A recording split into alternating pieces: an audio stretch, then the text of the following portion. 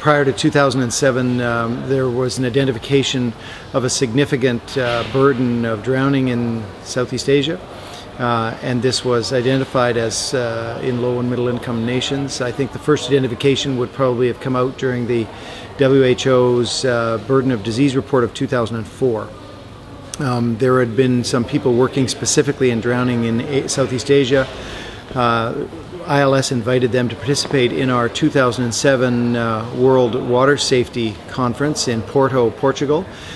They illuminated a problem that captivated the interest of anybody who truly was compassionate and sensitive about the burden of drowning globally.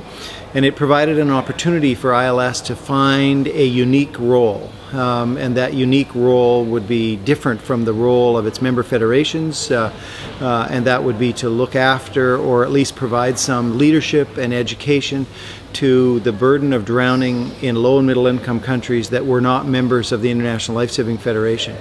So where we had strong membership, they could deal with their issues, but in the low and middle income countries that were of high population, high density, low resource, where this burden was greatest, there was no capacity for membership, and so somebody had to take on a collective action to help that. And so that became a logical strategic focus for the International Federation, and so we have progressed with the development of a drowning prevention commission inside our organization that has multiple committees, lots of human resource associated with that, with skill and capacity, and we have been meeting and learning and coordinating and collaborating with the problem, the partners, the governments, and anybody that could potentially be helpful to, first, our understanding of the problem, and second, the facilitation of some strategic interventions and the leadership for the development of those that might actually make